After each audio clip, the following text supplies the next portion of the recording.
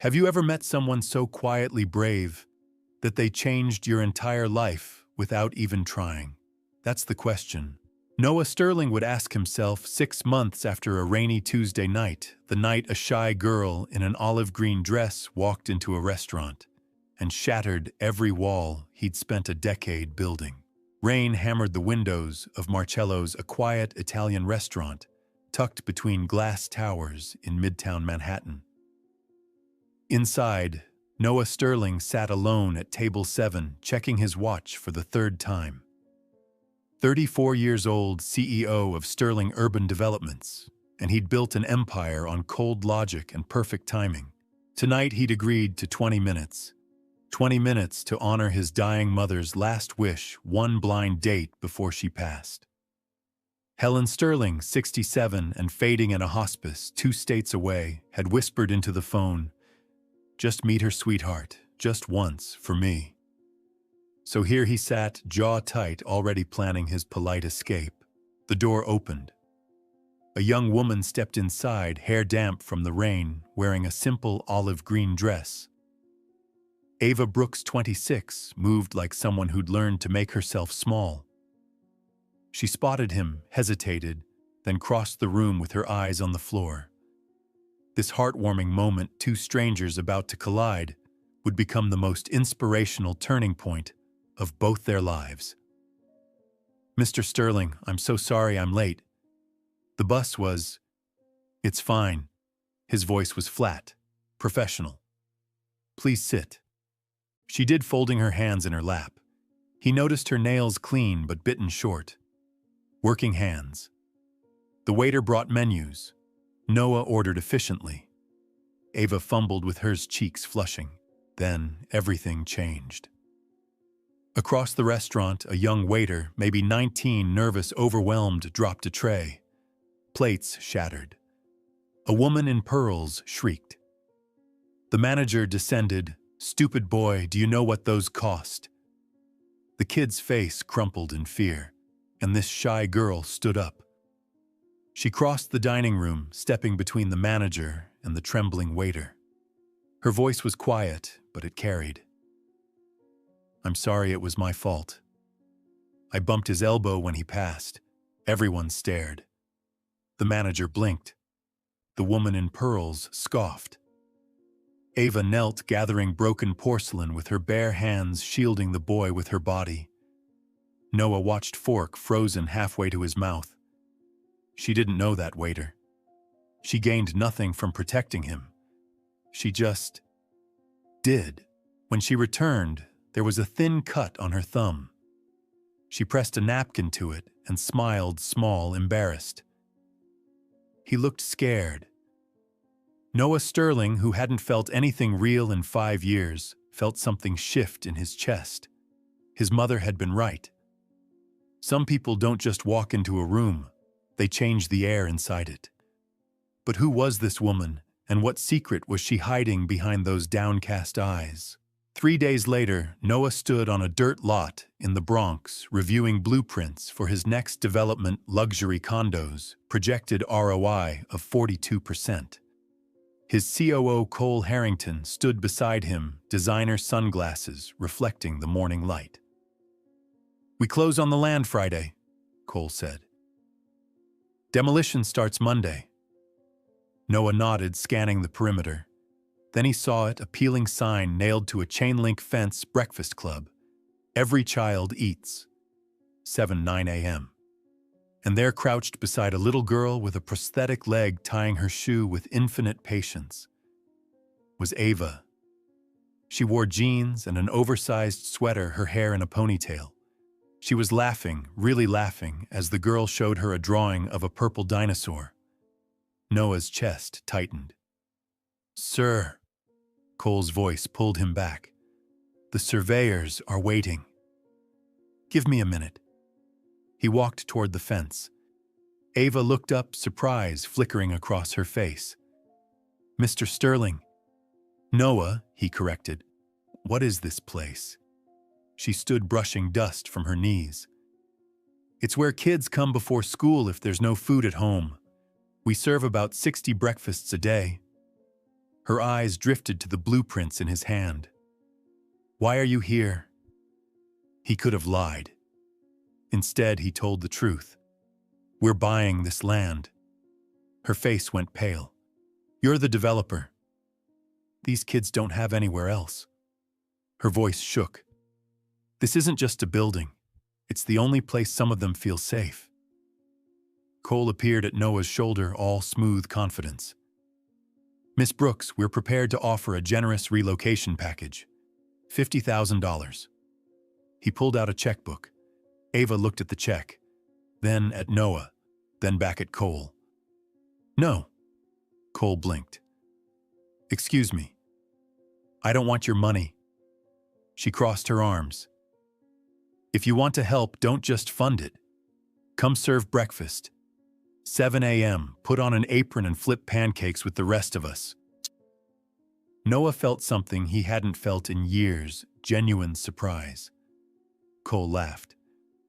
"Miss Brooks, Mr. Sterling's time is worth thousands per hour." "I know what his time is worth," Ava interrupted quietly. "I'm asking what his word is worth." Noah stared at this woman who'd just challenged him in front of his COO on his own development site. And he wasn't angry. He was impressed. 7 a.m. tomorrow? He heard himself say. "I'll be there." Cole's jaw dropped. Ava's eyes widened.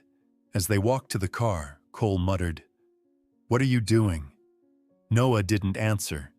He was watching Ava through the fence as she knelt again beside Maya, the little girl with the prosthetic leg. When she finished tying both shoes, the child wrapped her arms around Ava's neck, and this shy girl held her like she was the most precious thing in the world. Noah realized then Ava wasn't just kind.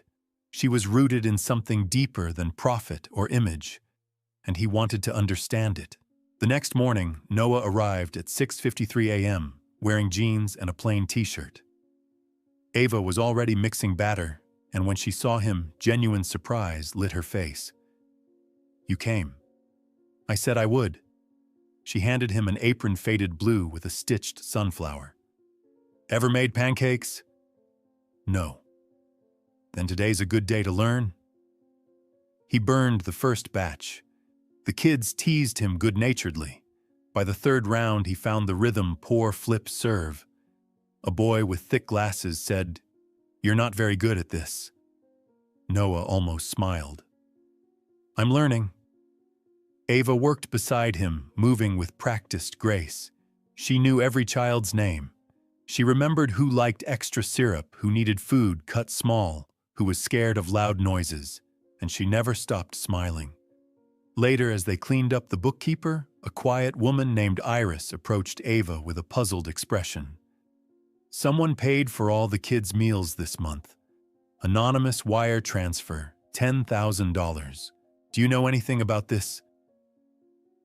Ava's eyes cut to Noah. He kept scrubbing the griddle, suddenly very focused. She didn't say anything, but she knew.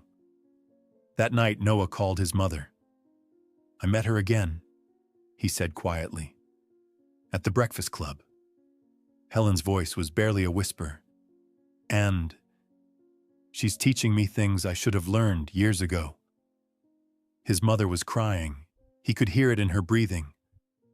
"Then keep learning, sweetheart. Please just keep showing up." Noah looked out at the city lights. "I will, Mom. I promise." For the first time in a decade, keeping a promise felt more important than closing a deal. But Noah Sterling was about to discover that anonymous generosity can sometimes create more distance than connection. And the only thing Ava truly wanted was someone who would stay. Over the next 2 weeks, Noah showed up every Wednesday morning. He learned the children's names.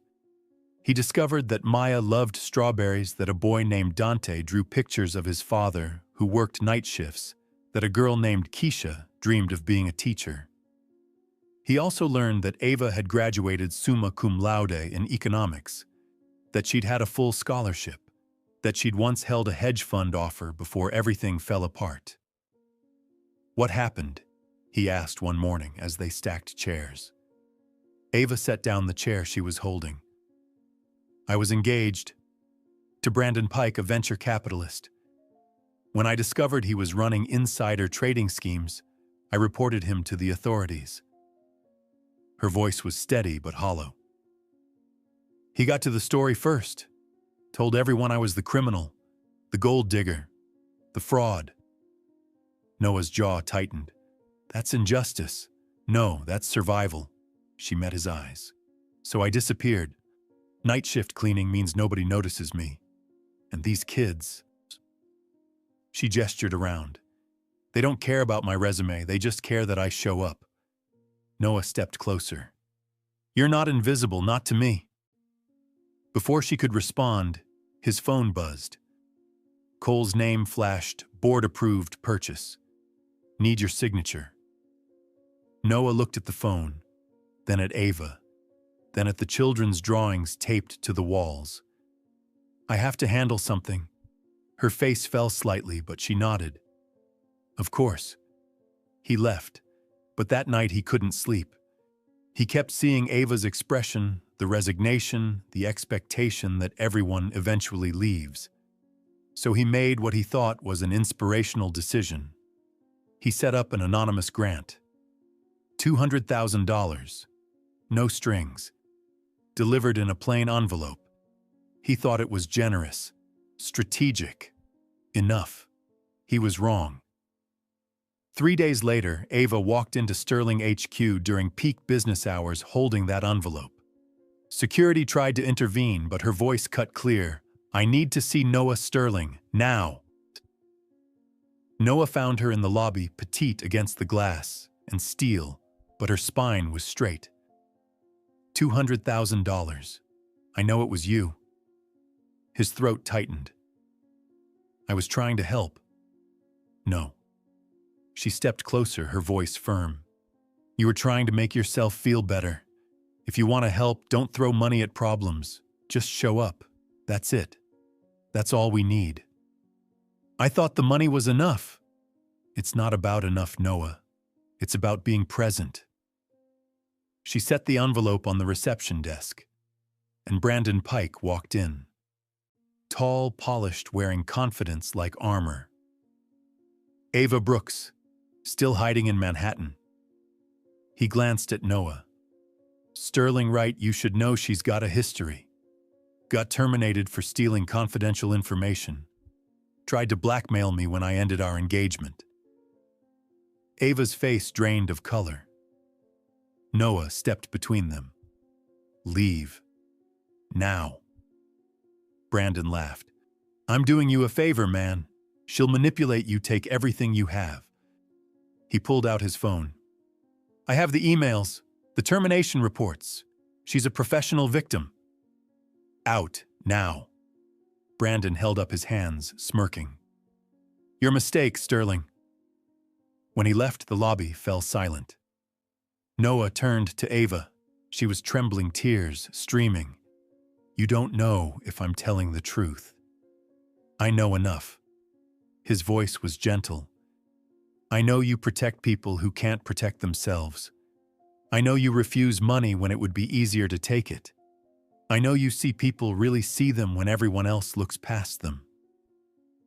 She looked up. How can you be sure? Because I watched you kneel in broken glass for a stranger.